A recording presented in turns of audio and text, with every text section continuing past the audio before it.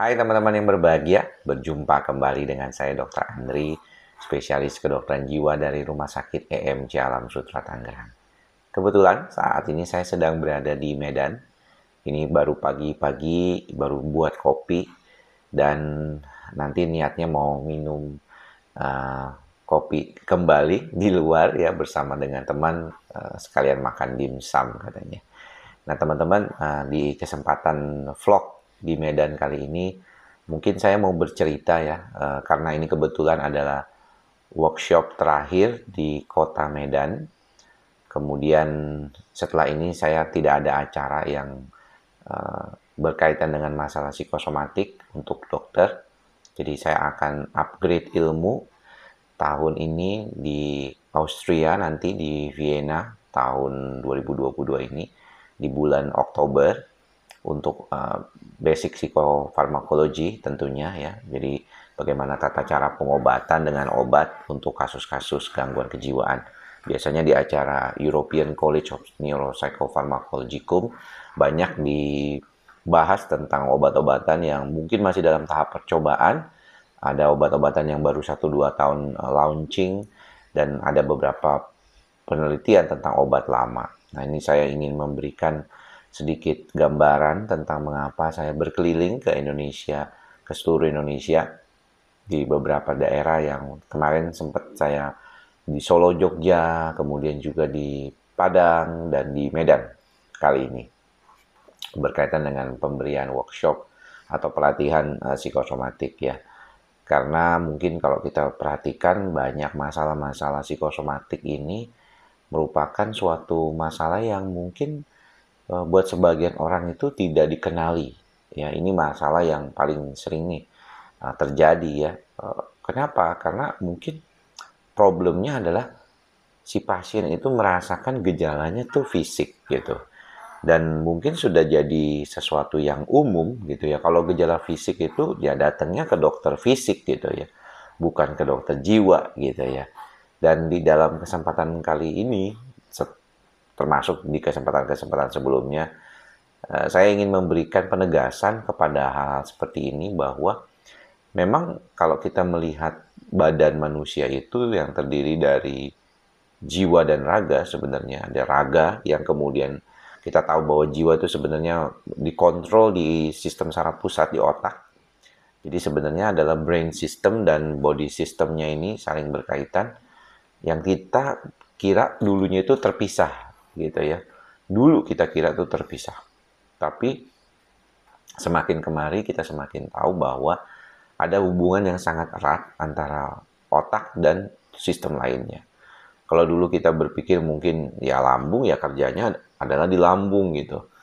Jantung kerjanya di jantung, paru-paru kerjanya di paru-paru gitu.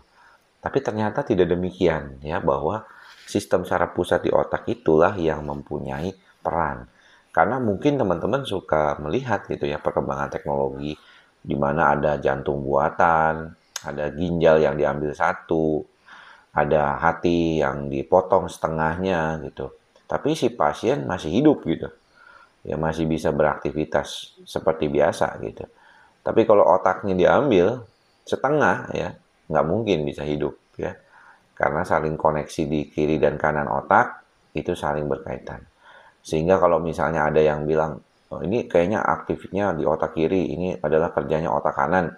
Ya sebenarnya nggak sepenuhnya tepat ya teman-teman ya. Karena otak kiri dan kanan ya saling bersinergi gitu. Cuman mungkin dalam penelitian-penelitian terkait dengan otak, memang ada bagian-bagian otak yang lebih dominan mengatur sisi bagian tertentu dari tubuh kita, sehingga menyebabkan orang berpikir ada otak kiri, otak kanan. Otak kiri misalnya untuk berpikir rasional, otak kanan untuk berpikir kreatif. Ya enggak juga. Sebabnya berpikir yang rasional itu adanya di daerah depan, namanya prefrontal cortex ini. Sedangkan kalau kita bahas tentang cemas, itu adanya di sistem limbik, dia di tengah, ada amigdala dan sistem kortikolimbik yang berkaitan dengan respon kecemasan. Jadi kalau teman-teman punya pikiran berkaitan dengan bagaimana mengelola kecemasan teman-teman, maka teman-teman harus memperkuat rational thinking di prefrontal cortex ini dan mengurangi aktivitas yang berlebihan di sistem limbik di amigdala. Karena kalau enggak nanti muter-muter terus begitu-begitu aja, nggak pernah beres gitu ya. Nah, kita ingin melihat bahwa perspektif dalam kondisi kecemasan itu kadang-kadang mungkin agak sedikit berbeda ketika pasien itu datang dengan gejala fisik. Makanya kenapa saya sering melakukan workshop psikosomatik bukan karena apa-apa, tapi lebih karena bagaimana kita bisa nih membantu ya, membantu diri kita sendiri untuk mengatasi masalah-masalah seperti kondisi kecemasan yang berkaitan dengan masalah fisik. Kemarin di sini juga saya diminta untuk podcast ya bersama teman-teman dari seksi ansietas ya, seksi saya sendiri di Perhimpunan Kedokteran Jiwa Indonesia. Kita melihat bahwa banyak problem-problem yang berkaitan dengan fisik medis seseorang itu mungkin lebih kaitannya lebih dominan gejala fisiknya yang berkaitan dengan sistem saraf pusat otak. Ya, gastrointestinal, dispepsia fungsional merupakan 60% sampai 70% kasus yang ada di praktek sehari-hari. Ya. Kemudian ada masalah jantung. Jantung mungkin berpikir ada masalah di jantung, dok. Belum tentu selalu. Ada yang namanya palpitasi atau berdebar-debar yang kadang-kadang dikaitkan lebih kepada sistem saraf otonom yang berlebihan. Kemudian juga ada beberapa kasus aritmia yang sebenarnya aritmia ini banyak kaitannya dengan gejala-gejala kecemasan panik gitu ya. Jadi si pasien itu mengalami aritmia tapi sangat jarang, tapi sekalinya datang nggak enak itu bikin dia ketakutan. Dan kalau dikonfirmasi ke dokter penyakit dalam atau dokter jantung, dibilang nggak masalah dan dikasihlah obat anti aritmia gitu ya. Tapi nggak menghilangkan kecemasan atau ketakutannya tersebut. Ya belum lagi yang kalau ada kelainan katup seperti mitral valve prolapse atau kelainan denyut jantung. Ini juga bisa membuat masalah-masalah kecemasan. Ini berkaitan dengan jantung. Bagaimana dengan lainnya? Ada dengan endokrin, misalnya tiroid. Hipertiroid ini bisa banyak berkaitan dengan masalah kecemasan. Ya, hipotiroid banyak berkaitan dengan masalah depresi. Jadi kalau kita lihat memang cukup signifikan banyak hal yang berkaitan dengan problem-problem gangguan kecemasan dan gangguan seperti pikiran dan perasaan seperti ini berkaitan dengan masalah fisik gitu ya. Inilah tugas ya dari saya yang selama ini berkaitan dengan masalah psikosomatik untuk memberikan pemahaman kepada teman-teman sejawat tentang bagaimana dealing atau menterapi kasus-kasus seperti ini. Nah, workshop biasanya kita tujukan buat teman-teman dokter umum juga dan dokter spesialis lainnya. Mengapa? Karena kalau kita melihat perspektif dari bagaimana seorang pasien pertama kali datang ke dokter, dia nggak mungkin langsung datang ke dokter jiwa kalau mengalami gangguan kecemasan. Yang berkaitan dengan fisik maksudnya. Jadi pastinya orang dengan gejala fisik datangnya ke dokter umum dulu. Ya. Nggak mungkin datang ke dokter kecemasan itu datangnya ke dokter jiwa gitu. Iya udah jelas. Tapi kalau fisik pasti datangnya ke dokter spesialis lain dulu gitu ya. Dan sayangnya informasi terkait dengan masalah psikosomatik ini sebenarnya bisa dipahami gitu ya. Bukan sesuatu yang terlalu sulit sebenarnya untuk dokter ya. Apalagi dia sudah belajar kedokteran memahami kondisi seperti itu dengan baik. Tapi bagaimanapun menjadi agak susah kalau misalnya si pasien merasa dia lebih yakin dengan kondisi medis fisiknya. Ini mungkin yang perlu dipahami. Dan dokter harus memberikan sedikit banyak penjelasan terhadap kondisi seperti ini gitu ya. Karena kalau enggak, nantinya muter-muter terus. Ya.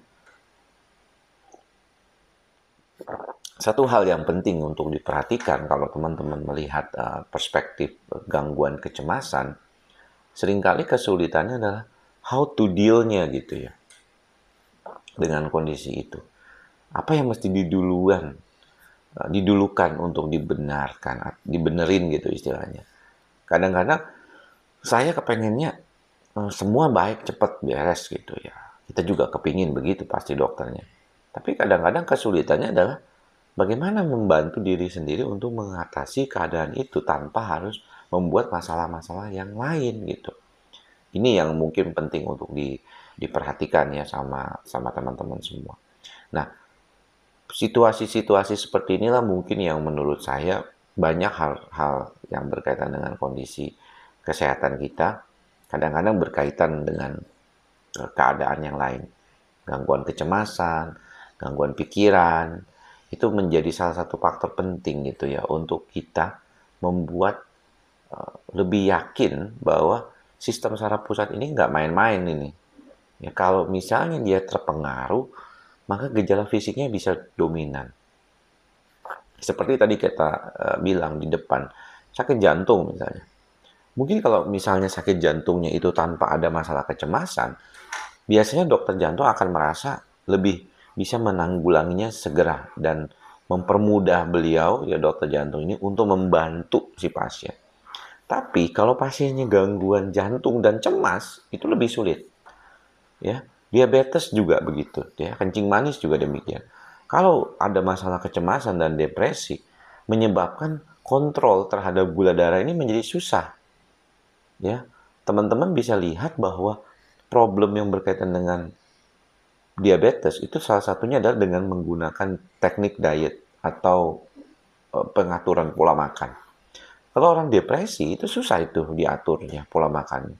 Terkadang mereka jadi lebih banyak makan karena comfort eating, ya, merasa lebih nyaman dengan makan, atau malah nggak mau makan sama sekali, sehingga terjadi gizi buruk gitu misalnya. Selain itu juga olahraga, motivasi untuk berolahraga juga mungkin tidak ditemukan pada pasien-pasien depresi yang berat. Jadi kalau kita melihat sistem saraf pusat yang berkaitan dengan bagaimana dealing with anxiety atau kecemasan ini, itu nggak semudah yang kita bayangkan. Banyak banget faktor dan pengaruhnya terhadap kesehatan fisik kita. Ya, sebelum lagi kalau misalnya cemas yang terlalu lebih luar biasa ini juga mempengaruhi kemampuan cara kita mengelola pikiran kita sendiri. Jadi menurut saya ini yang harus diperhatikan ya sama teman-teman, bahwa tidak mudah untuk melakukan suatu proses perubahan, tapi bukan tidak mungkin. Ya, teman-teman pasti bisa memaklumi banyak hal yang ada di dalam pikiran kita sendiri mungkin berbeda, tetapi belajar untuk mengelolanya ini yang penting utamanya. Nah, memang kalau diperhatikan, saya suka mengatakan kepada teman-teman juga bahwa pengobatan dengan terapi obat itu salah satu yang penting. Ya, kenapa? Karena memang memerlukan suatu proses untuk menjadi jauh lebih baik. Ya. Kita berharap kemampuan olah pikir kita menjadi jauh lebih stabil, lebih bagus, lebih mantap, tapi juga mampu mengatasi gejala fisiknya juga. Jadi nggak mungkin kalau kita biarkan orang sakit gitu ya, hanya bilang bahwa lebih baik Anda berpikir positif gitu ya, nggak mungkin lah. Kita akan bantu untuk memperbaiki kondisinya, ya. Dan satu yang penting adalah bagaimana mencegah untuk tidak balik gitu. Karena kalau dia balik lagi ya, ini menjadi susah nih. Banyak di antara kita tuh merasa bahwa situasi kita itu nggak bisa dikontrol ya, kenapa ya gitu ya. Kalau panik ya memang ya, serangan panik bisa berulang dan tidak bisa langsung hilang gitu kadang-kadang kalau nggak dikasih obat. Tapi di luar daripada panik biasanya sih masih bisa lah, masih oke lah. Masih bisa membantu supaya lebih stabil dengan keadaan itu. Jadi buat teman-teman yang mengalami gangguan psikosomatik dengan gejala fisik yang dominan, saya sih sarankan tetap melakukan aktivitas yang baik, yang bagus, jadi nggak perlu jadi takut yang berlebihan, tapi obatin dengan benar gitu ya. Karena kalau nggak diobatin agak susah nantinya meyakinkan diri bahwa tidak ada apa-apa. Ya, saya pernah menjadi beberapa pembicara di bidang gastro, dan teman-teman tahu bahwa banyak di antara mereka gitu yang merasa bahwa situasi yang berkaitan dengan masalah gastro ini itu seringkali berulang gitu, karena problem-problem yang tidak terlalu pas gitu untuk diperhatikan. Misalnya hanya fokus pada gangguan lambungnya saja, lupa mengobatin cemasnya, atau terbalik hanya ngikutin cemasnya saja tapi nggak dikasih lambungnya di awal terapi ya tentunya. Karena bagi yang pernah berobat mungkin tahu bahwa awal-awalnya mungkin memang diberikan obat anti cemas juga plus obat lambung, tapi setelah obat lambungnya membaik, mungkin 1 minggu, 2 minggu sudah dilepas, hanya menggunakan obat antidepresan, anti cemas atau antipsikotiknya saja misalnya. Jadi kalau kita melihat fenomena ini, adalah baiknya untuk kita membantu supaya lebih baik stabil ke depannya dan membuat suasana yang lebih bagus untuk diri kita sendiri. Banyak hal yang bisa kita lakukan, banyak video yang sudah saya buat berkaitan dengan cara berpikir positif, terapi sembuh tanpa obat, ada playlistnya sendiri, teman-teman bisa cek di sana. Dan saya berharap apa yang saya lakukan di tahun ini bisa membantu ya teman-teman menjadi orang yang lebih baik lagi, teman-teman menjadi orang yang lebih kuat lagi, dan termasuk juga apa yang saya lakukan di kalangan kolega saya sendiri, di kalangan dokter. Semoga mereka lebih paham ya psikosomatik, sehingga ketemu pasien seperti teman-teman yang mengalami psikosomatik, gangguan cemas, dengan gejala fisik, itu bisa segera mengatasinya dengan baik. Dan mengenalinya kalau misalnya perlu rujukan. Oke? Jangan lupa mantra kita bersama, ikhlas, sabar, dan sadar. Semoga teman-teman selalu melatihnya. Mari kita bersama-sama melatih. Saya dan teman-teman juga ya. Sampai ketemu lagi di lain kesempatan. Semoga semua makhluk berbahagia. Salam sehat jiwa. Bye-bye.